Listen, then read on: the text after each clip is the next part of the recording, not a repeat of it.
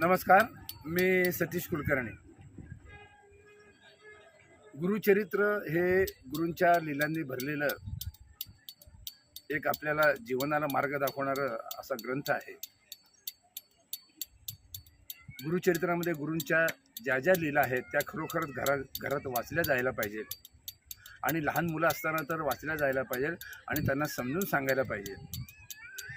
गुरुचरित्र अध्याय 14, 18, श्रीपाद श्री वल्लभ चरित्रामृत अनेक ठिकाणी गुरूंचं महत्त्व सांगितलेलं आहे.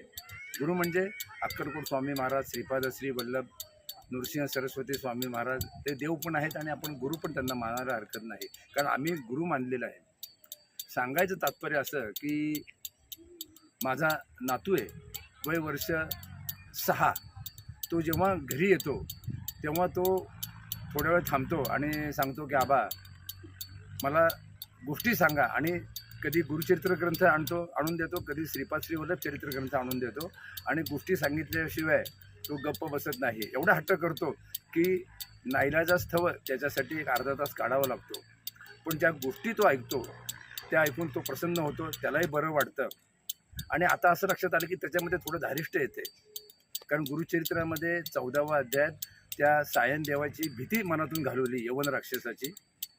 श्रीपाद श्री वल्लभ चरित्रामृत ग्रंथामध्ये सुद्धा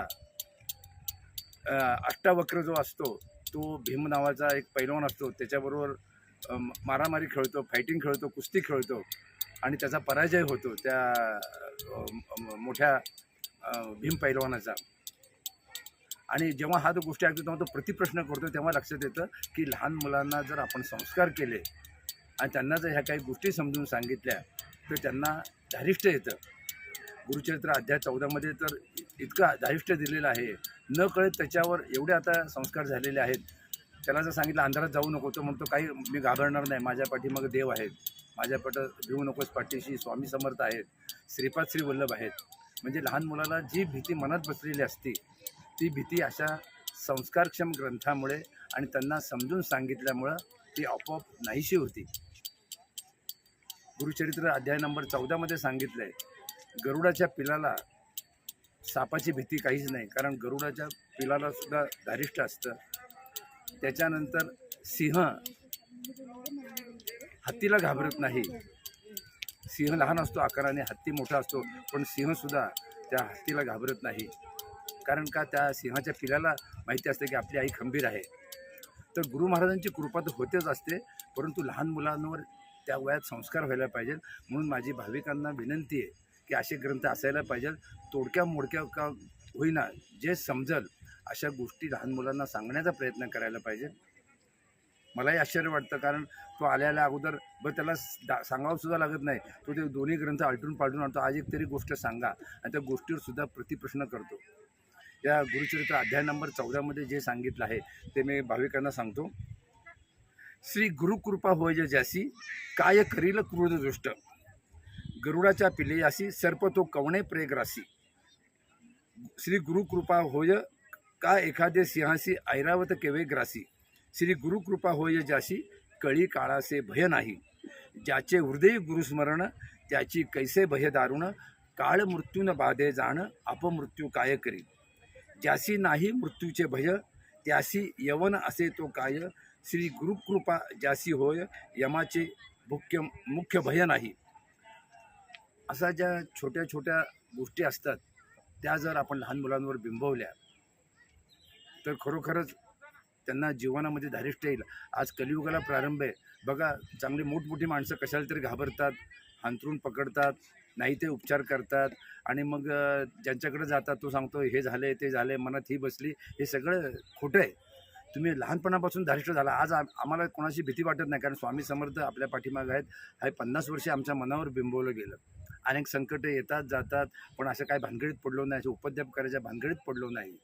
खरोखरच ज्याला जीवनात यशस्वी व्हायचं असेल आणि गुरूंची कृपा प्राप्त करून घ्यायची असेल तर त्याने आत्तापासून या नवीन उपक्रमाला सुरुवात करावी की घरात रोज एखादी गोष्ट किंवा एका अध्यायामध्ये जे सांगितलं आहे ते तोडकं मोडकं आपल्या बाकीच्या सदस्यांना सांगण्याचा प्रयत्न करा.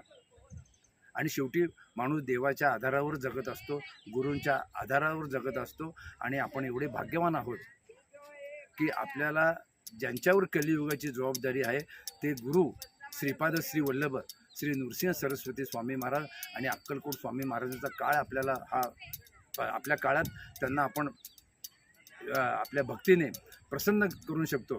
आपल्या पूर्वीच्या पिढीला, आमच्या आईवडिलांना सुद्धा श्रीपाद श्री वल्लभ माहिती नव्हते.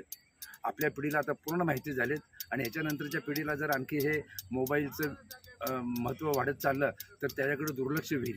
म्हणून कुटुंबकर्त्याची, आपल्यासारख्या जे सुशिक्षित आहेत त्यांनी जबाबदारीने आठवड्यातून एकदा तरी एक गोष्ट किंवा एक अध्याय मोठ्याने वाचावा. न कळत कोणते तरी शब्द समोरच्या व्यक्तीच्या कानावर पडतील आणि त्याला खरोखर एक जीवनाचा मार्ग मिळेल.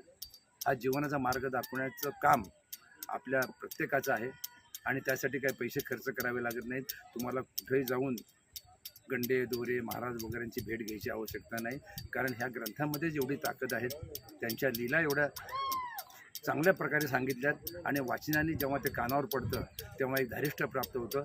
मी माझ्या नातवाचा त्याला म्हणजे 100% पुरावा देतो की त्याच्यात जेवढा बदल झाला आहे त्याला भीती वाटत नाही, त्याला जी आवड निर्माण झाली आणि गोष्ट ऐकताना तो 3-4 मिनटं एवढा एकाग्र होतो आणि पुन्हा प्रतिप्रश्न करतो. कुरवपूरजवळ मंथनगडला एक व्यापारी चाललेला असताना 3 चोर येतात आणि तिथं श्रीपाद वल्लभ प्रगटतात आणि 3 चोराला मारतात.